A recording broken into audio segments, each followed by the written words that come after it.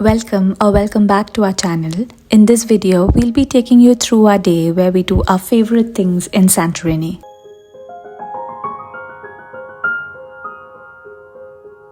Hi, good morning. We are at Santorini. This is our first morning in this island town.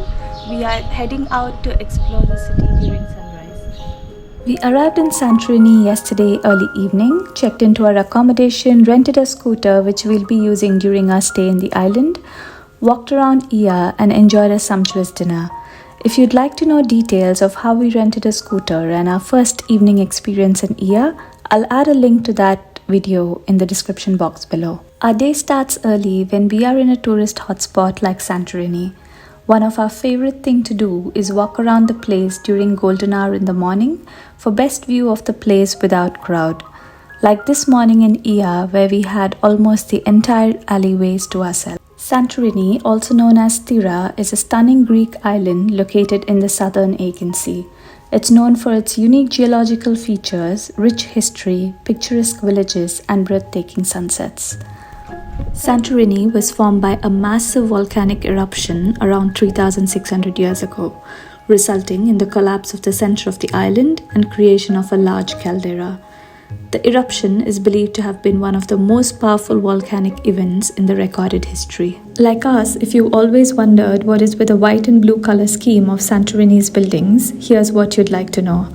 Back in the days and to date, most Greek islands suffered from wood scarcity. The rocky landscape of the Cycladic Islands, including Santorini, do not favor the growth of dense vegetation.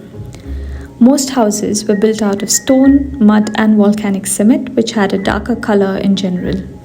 However, the dark colors absorb the sunlight, thus making Greek homes unbearably hot and stuffy during the summer season. Therefore, locals had to find a way to ward themselves from the extreme weather conditions. The solution was to paint their houses light colored by using whitewash, which they made by mixing lime water and sea salt. As white color is a reflector of heat, it worked perfectly to preserve the freshness and coolness of Greek homes. Another factor that reinforced the distinctive style was the 1938 cholera outbreak, when a law was passed ordering residents to paint every building on the island with limestone whitewash to stop the spread of the pandemic. Limestone was considered a powerful antibacterial and disinfectant material at that time. Now, unveiling the secret of the blue color, even though you occasionally see other colors such as red, green or pink, the vibrant blue color still dominates the doors, shutters and domes of the Cycladic houses and the chapels. The reason behind this color choice has to do with practicality. In the old times, Greek housewives would use a cleaning agent called laulaki, which is a blue powder in English, which came in the form of a talcum powder. It was widely and cheaply available across Greece. Fishermen painted their windows and shutters with whatever was left over after painting their boat. And due to the wide availability of this cleansing agent, blue was the cheapest color. When mixing it with limestone plaster, islanders achieved all kinds of lovely shades that complemented the white walls.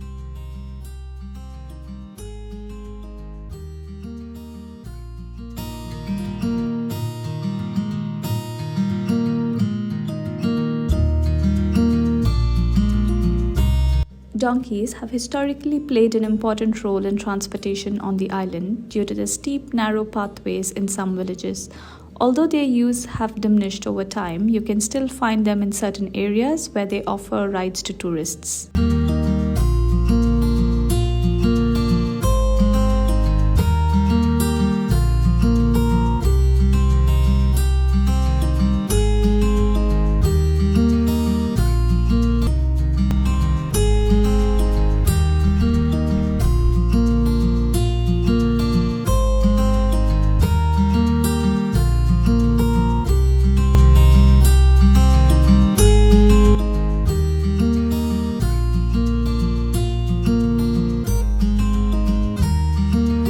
After a short morning ride in Ia, we headed back to our accommodation for breakfast.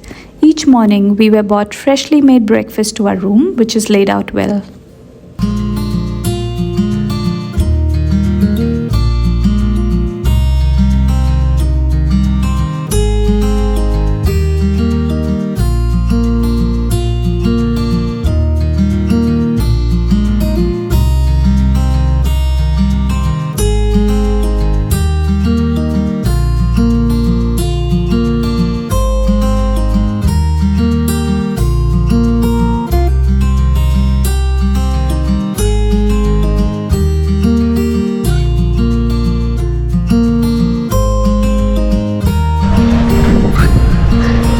After some rest and freshening up for the day, around noon we decided to head outside of Ia and explore other parts of the island. En route, we came across a place for wok kind of a meal and thought, why not this be our option for lunch? And it was a good choice and a short break from Greek food.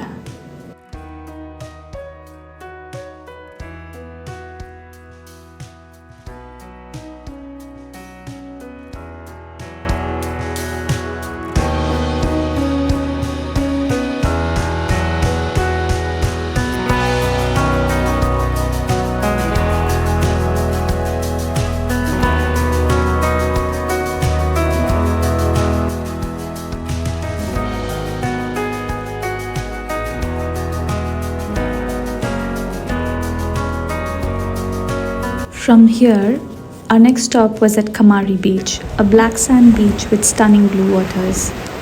It was a particularly windy couple of days while we were at Santorini, making it difficult to spend more time in the beach.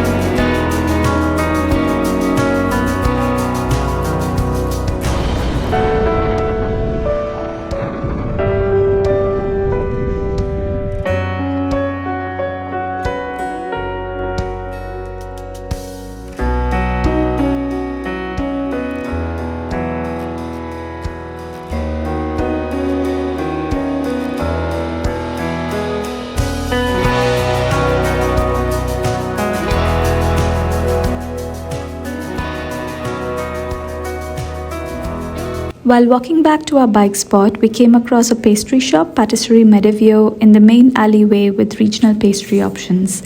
Making a mental note to come back here tomorrow, we headed towards our accommodation. And then headed back to Ia for its most popular sunset views.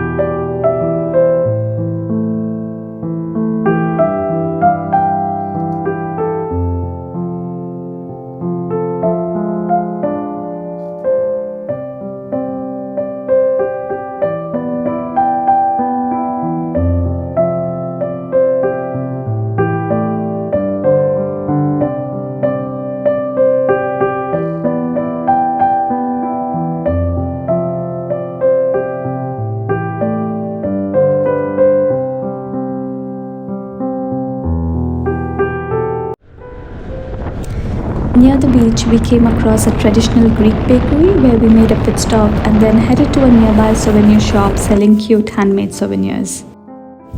Given it was a long day, we went in for a quick bite for dinner at the restaurant opposite Filaria Suites where we were staying.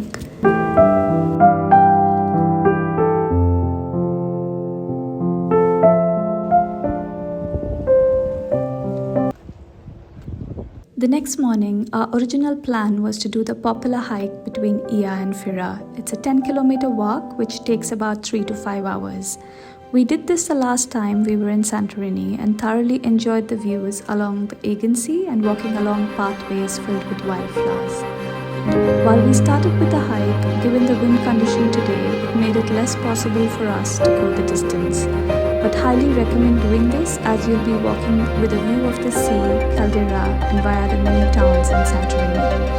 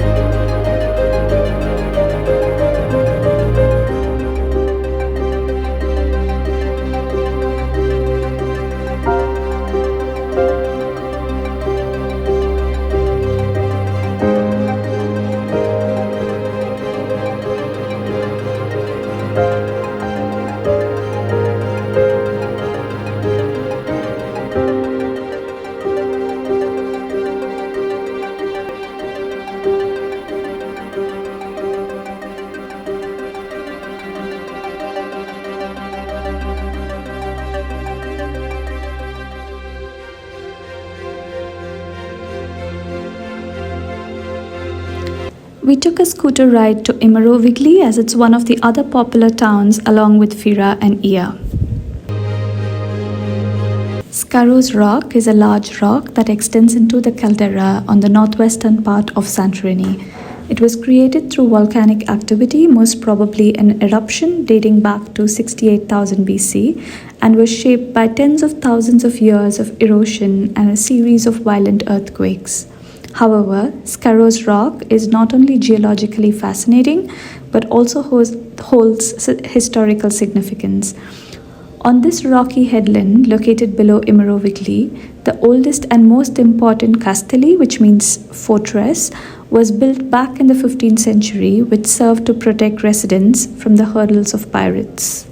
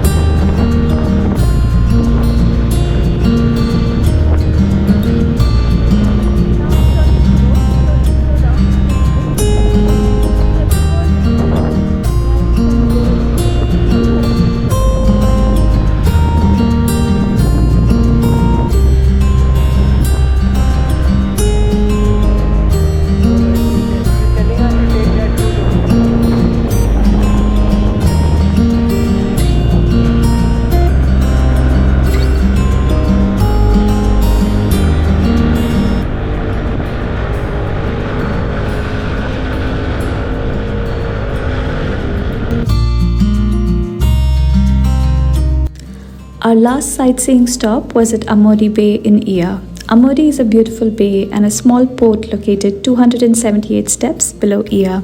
You can also get here by road. The bay is lined with terrific seafood restaurants with the crystal clear waters lapping at the table's edge. The port is busy with boat tours arriving and departing all day long. Catamarans of all sizes bring tourists to see the volcanoes, swim in the hot springs, tour the caldera cliffs and beaches, and on wildly popular sunset cruises.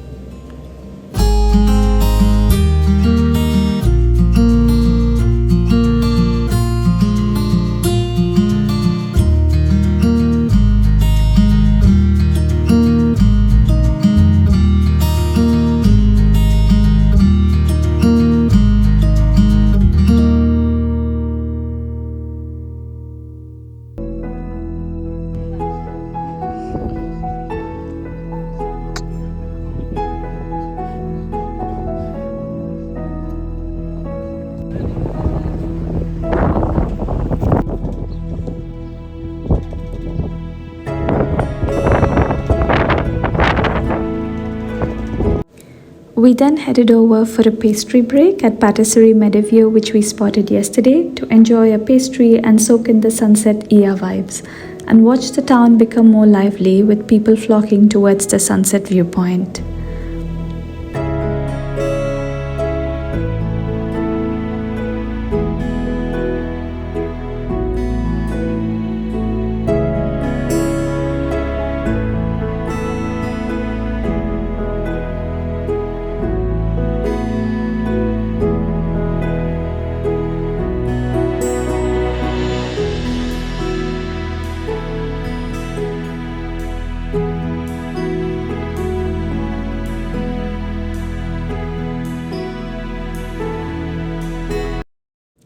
We followed suit to enjoy the most stunning sunset view one more time for this visit before we head back tomorrow morning.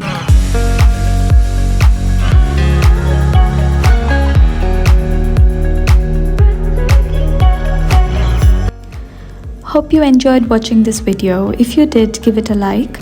For more travel stories, tips and inspiration, subscribe to our channel.